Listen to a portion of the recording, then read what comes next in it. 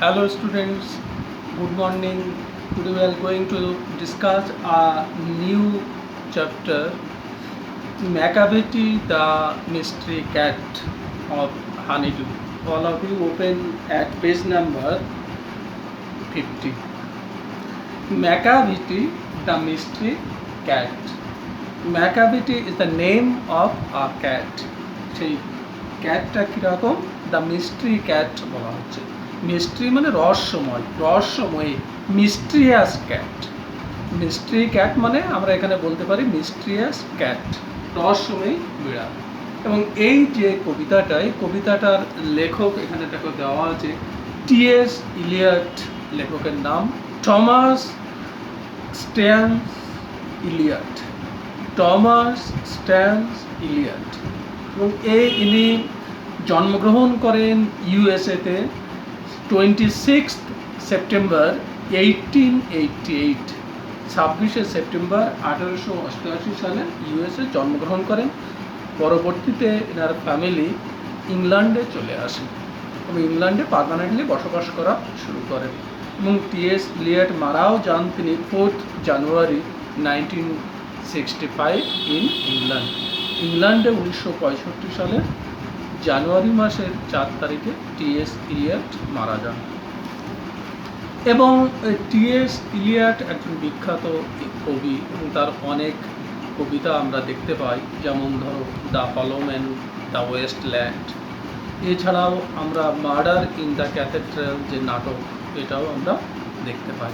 1948-এ তিনি নোবেল পুরস্কার পান সাহিত্যে তার অনবদ্য অবদানের জন্য। নোবেল পুরস্কারটা পান 1948-এ। এবার আমরা এই কবিতাটা সম্পর্কে আলোচনা করব।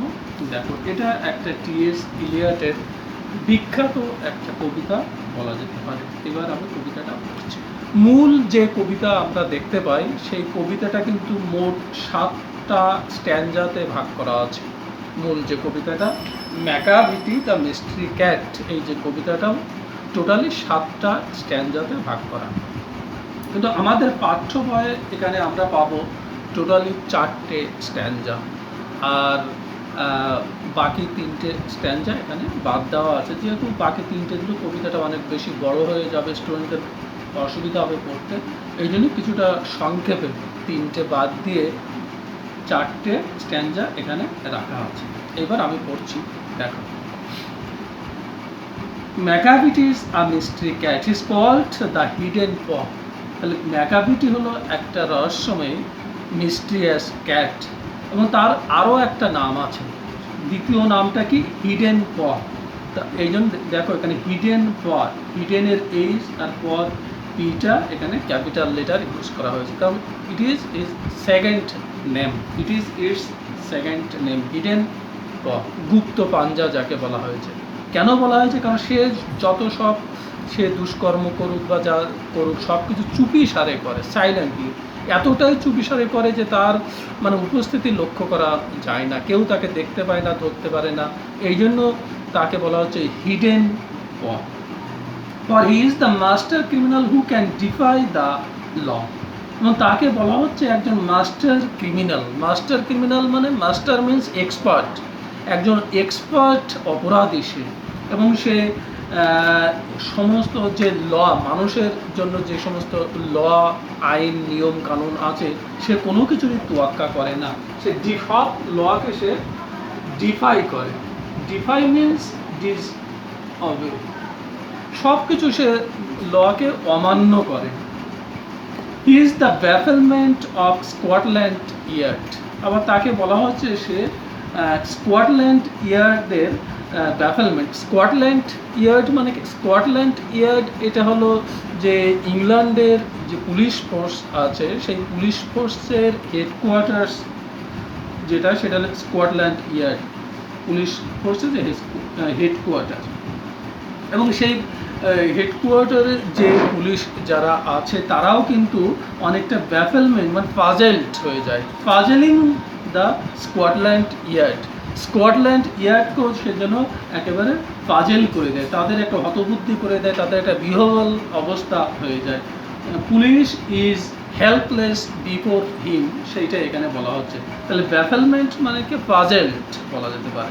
The flying squad despair, flying squad কি, ফ্লাইং স্কোয়াড এটা হলো একটা পুলিশের একটা আলাদা ফোর্স। ফ্লাইং স্কোয়াড কাদের বলে, যেখানে কোনো অপরাধ সংঘটিত তাহলে এটা কুইক সেখানে গিয়ে হাজির হয়। তার মানে যেরকম আমরা বলতে পারি কিউআরটি, যেরকম যে কুইক রেসপন্স টিম, আমরা এই ভোট এখন হচ্ছে ভোটে যেরকম দেখতে পাচ্ছি যে কিউআরটি এরকম থাকছে যে কুইক রেসপন্স টিম। এদের কাজ কি, যে যখন কোথাও কোনো গণ্ডগোল হচ্ছে, কোথাও কোনো ঝামেলা হচ্ছে, সঙ্গে সঙ্গে এরা সেখানে গিয়ে খবর পাওয়ার সঙ্গে সঙ্গে গিয়ে হাজির হবে। তাহলে এদেরকেই বলা হচ্ছে ফ্লাইং স্কোয়াড। এই ফ্লাইং স্কোয়াড তারাও কিন্তু অনেকটা ডেসপেয়ার হয়ে পড়ছে, তারা অনেকটা হতাশ হয়ে পড়ছে, তারা অনেকটা হোপলেস হয়ে পড়ছে, হেল্পলেস হয়ে পড়ছে, কারণ ম্যাকাভিটিকে তারা ধরতেই পারছে না। For when there is the scene of crime Macavity not there, কারণ যখনই তারা যেখানে অপরাধ সংঘটিত হচ্ছে সেখানে গিয়ে হাজির হচ্ছে, সঙ্গে সঙ্গে গিয়ে দেখছে যে সেখানে ম্যাকাভিটি নেই। তার মানে কোনোভাবেই তারা ম্যাকাভিটিকে কিন্তু হাতে নাতে ধরতে পারছে না, সেটা স্কোয়াডল্যান্ড ইয়ার্ডের লোক হোক বা ফ্লাইং স্কোয়াডের লোক হোক, কেউ কিন্তু তাকে ধরতে পারছে না। তারপরে দেখো Macavity there is no one like Macavity, বলছে ম্যাকাভিটির মতো এইরকম আর কেউ নেই, দ্বিতীয় এরকম আর কাউকে পাওয়া যাবে না। He has broken every human law. Human law মানে কি? হিউম্যান ল মানে ম্যানমেড ল, যেটা মানুষের তৈরি নিয়ম, আমাদেরকে কীভাবে ধরো অপরাধ করলে শাস্তি পেতে হবে, আমরা আইন ভঙ্গকারীকে শাস্তি পেতে হবে, বা সমাজে সুস্থভাবে বসবাস করলে নির্দিষ্ট কিছু আইন কানুন আমাদের মেনে চলতে হয়। এইটা হলো ম্যানমেড ল, যেটা হিউম্যান ল বলা হচ্ছে।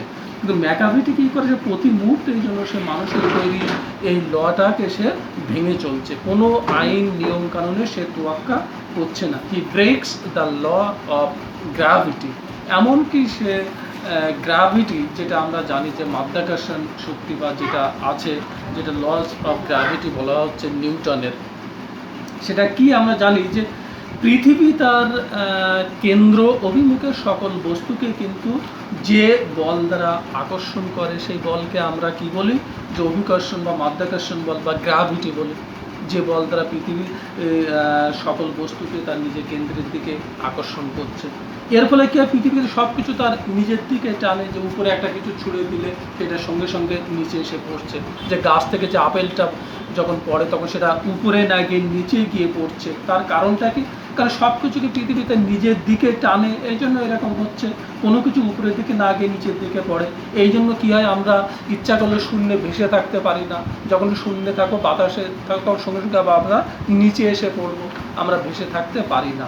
কিন্তু এই ম্যাকাভিটের একটা স্পেশাল গুণ আছে, সে কিন্তু এই যে নিউটনের এই যে লটা, ল অফ গ্র্যাভিটি, এটাকেও কিন্তু সে ভায়োলেট করছে, এটাকেও কিন্তু লঙ্ঘন করছে। কারণ his powers of levitation would make a fakir stare, কারণ তার একটা ক্ষমতা আছে, সে পাওয়ারটা কি, লেভিটেশন। লেভিটেশন মানে কি, ফ্লোটিং ইন দ্য এয়ার, যেটাকে বলা হচ্ছে লেভিটেশন।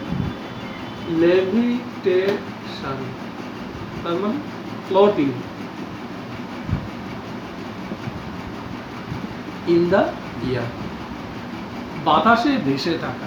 তাহলে এই যে বাতাসে ভেসে থাকা, শূন্যের উপরে ভেসে থাকা, এই ক্ষমতা অনেক আমরা সাধু সন্ন্যাসী বা ফকির বাবা, তাদেরকে আমরা কিন্তু এরকম দেখতে পাই যে তারা শূন্যে ভেসে আছে, কোনো কিছু সাপোর্ট ছাড়াই, মানে একটা অলৌকিক ক্ষমতার অধিকারী।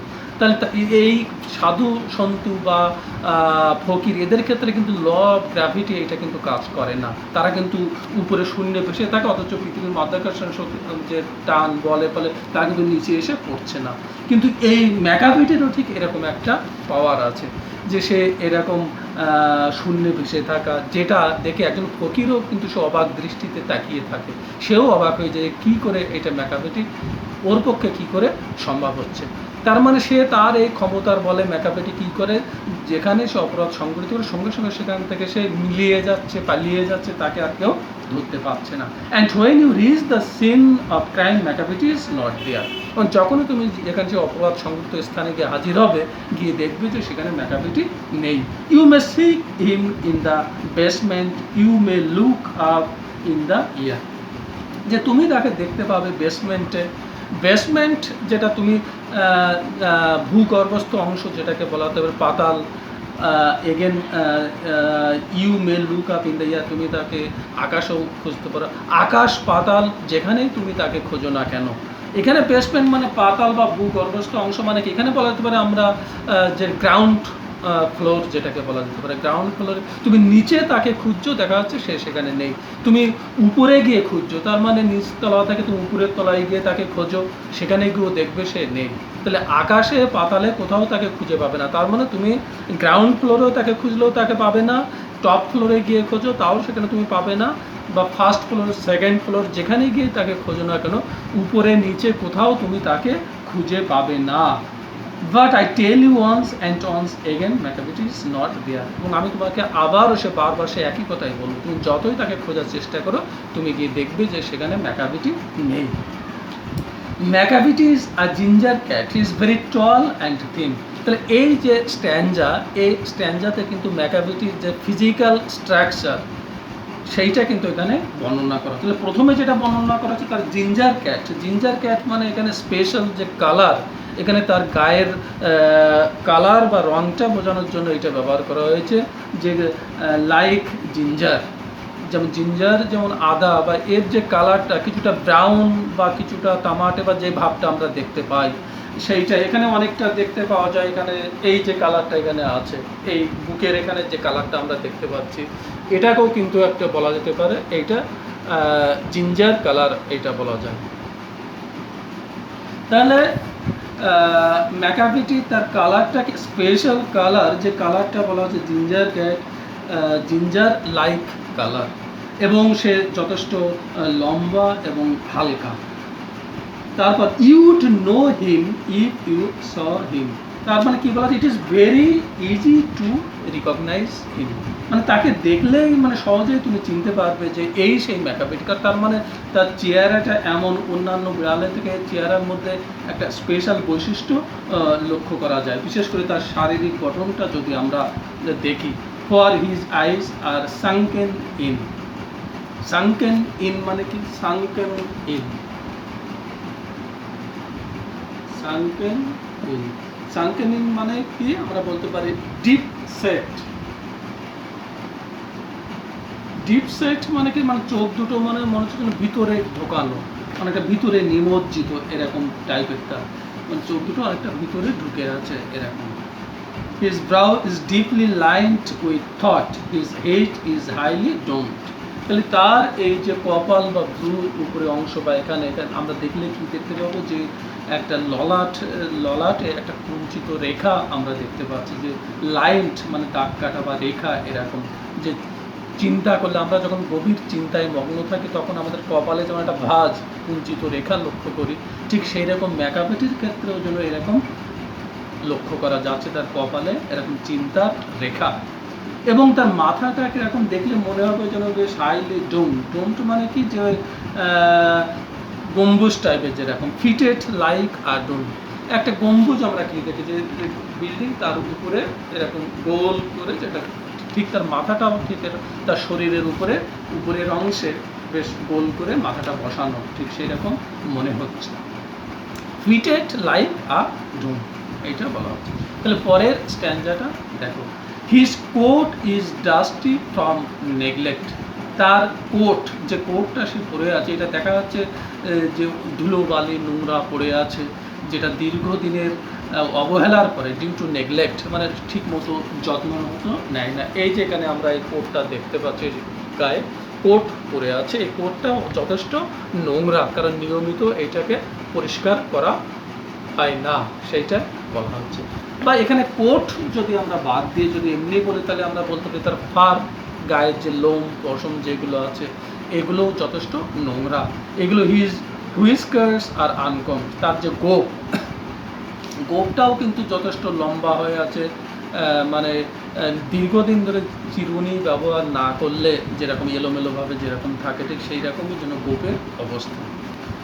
He sways his head from side to side, তাহলে সে কি করছে, সে তার সোয়েস মানে কি SWAYS, সোয়েস মানে মুভস, নাড়ানো, সে তার মাথাটা কি করে এদিক ওদিক নাড়াতে পারে, side to side, to and fro, এদিক ওদিক মাথাটা নাড়ায় কীরকম, with movements like a snake. তাহলে তার মাথাটা যে মুভ করে এটা সাপের সঙ্গে তুলনা করা, তবে একটা সিমিলি আমরা এখানে দেখতে পাচ্ছি, যেটাকে বলা হচ্ছে যেমন সাপ যেমন তার মাথাটা এদিকে এদিকে নড়ায়, এও ঠিক ওই রকমের মাথাটাকেও এদিকে ওদিক নাড়াতে পারে বা নাড়াচ্ছে। তাহলে এরকম সাপের মুভমেন্টের সঙ্গে এই ম্যাকাভিটির যে হেড তার যে মুভমেন্টটা সেটা তুলনা করা হচ্ছে। And when you think he is half asleep, he is always wide awake. এবং যখনই তুমি দেখবে যে তাকে দেখলে মনে হচ্ছে যে যেন অর্ধশায়িত অবস্থায় আছে, মানে পুরোপুরি ঘুমিয়ে নেই আবার পুরোপুরি জেগেও নেই, অর্ধশায়িত, কিন্তু আসলে কিন্তু সে হি ইজ অলওয়েজ অ্যাওয়েক, মানে কি সব আসলে কিন্তু সে পুরোপুরি জেগে আছে। এখানে অ্যাওয়েক মানে বলা হচ্ছে alert, he is always alert, মানে খুব সজাগ, যে এখন মনে হচ্ছে দেখলে বাইরে থেকে যে ঘুমিয়ে আছে, এইবার তাকে হয়তো সঙ্গে গিয়ে আমি ধরতে পারবো, কিন্তু ব্যাপারটা কিন্তু তা নয়, সে কিন্তু যথেষ্ট অ্যালার্ট আছে। তুমি যখনই তার কাছে যাবে বা ধরতে যাবে সঙ্গে সঙ্গে কিন্তু সে পালিয়ে যাওয়ার ক্ষমতা রাখে। Macavity, there is no one like Macavity, যে ম্যাকাভিটির মতো এরকম আর কেউ নেই। For he is fiend in feline shape, a monster of ডিপ্রাভিটি।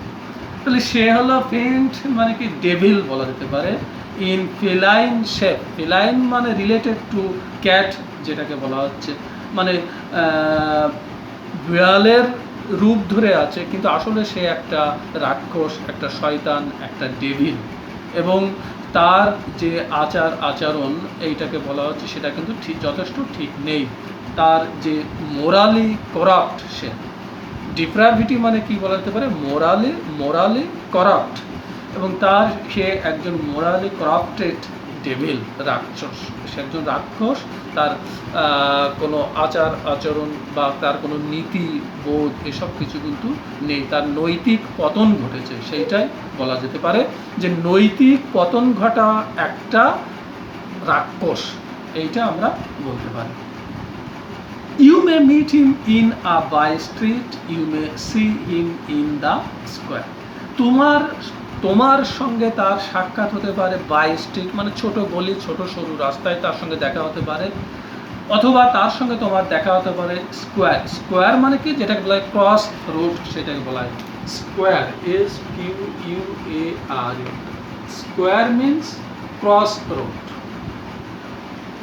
চৌমাথা বা যেরকম আমরা দেখতে পাই যেখানে যে একটা রাস্তা গেছে তা আর একটা রাস্তা সেখানে গিয়ে মিশলো বা সেইটাকে অতিক্রম করলো, এইটাকে বলা হচ্ছে ক্রস রোড। এই ক্রস রোডটাকে আমরা স্কোয়ার বলতে পারি। তাহলে তাকে স্কোয়ারে দেখা হতে পারে, সরু গলিতে তার সঙ্গে দেখা হতে পারে, ছোট রাস্তায়ও তার সঙ্গে দেখা হতে পারে। But when a crime discovered, কিন্তু যখনই দেখা যায় যে তার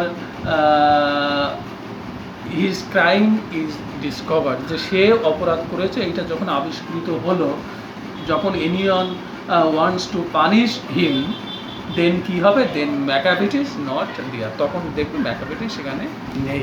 তাহলে তাকে একটা ক্রাইম করেছে, এবার তাকে ধরে শাস্তি দিতে হবে, তার জন্য সেখানে যাওয়া হলো, এবার গিয়ে দেখা গেলো যে সেখানে ম্যাকাভিটি নেই, তার মানে সেখান থেকে সে পালিয়েছে, তাকে ধরা সম্ভব হচ্ছে না।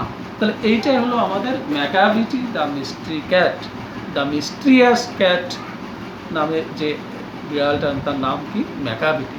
সেই কবিতাটা মোটামুটি 4টে স্ট্যানজা এখানে আছে, আমরা শেষ করলাম। তোমরা এইবার এইটা দেখবে, কোথাও কোনো অসুবিধা হলে আমাকে বলবে, আমি পরের দিন আলোচনা করব গুগল মিটে। আজকে এই পর্যন্ত।